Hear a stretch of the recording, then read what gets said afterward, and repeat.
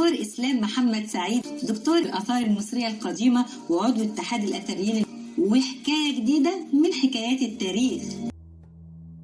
أهلا بكم في سلسلة سلوكيات ملوك مصر القديمة.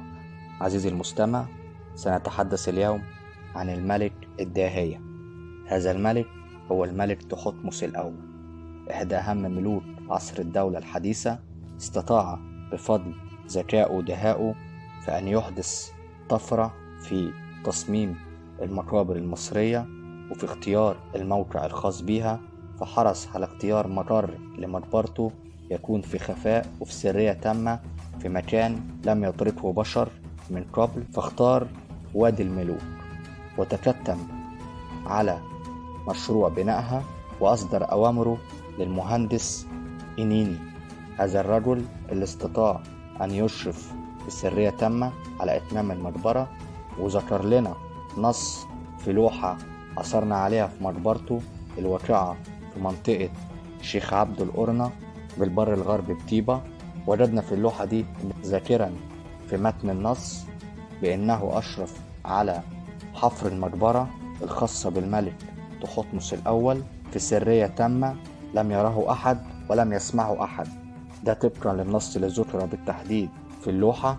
ومن خلال هذا النص تبين لنا الأهمية التاريخية للمقبرة، وأنها اشتملت بالفعل بعد العثور عليها وفحصنا لها على عدد من التصميمات المعمارية والفنية الرائعة ذات الطراز الجديد المختلف اللي ابتدى يتم اتباعه في تصميم المقابر الملكية بعد ذلك، أو في منطقة وادي الملوك بشكل كامل. فكانت واخدة في تصميمها المعماري المحور الواحد، وإن هي بالفعل بتبدأ بمدخل بيكون المدخل دوت على هيئة سلم منحدر، منه بنذهب إلى ممر غير مستقيم إلى حد ما يوصلنا إلى حجرة مربعة بها سلم آخر يوصلنا برضو بدوره إلى الحجرة الرئيسية أو حجرة الدفن اللي اتخذت الشكل البيضاوي، واللي لقينا في نهايتها التابوت بالفعل الخاص بمومياء الملك، وكان مصنوع من الحجر الرمل الأحمر. وطبعا كان بيحتوي على عدد من الزخارف والمناظر التصويرية، أغلبها كانت للآلهة إيزيس بالإضافة لوجود أيضا الآلهة نفتيس برضو.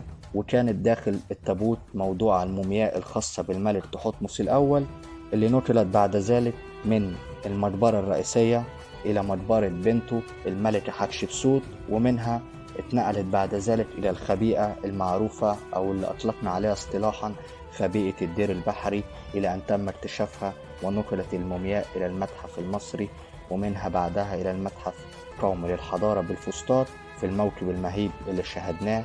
كل ذلك بيوضح الحالة اللي كان بيمتلكها هذا الملك، اللي استطعنا من خلال فكره ودهائه أن نطلق عليه الملك الداهية.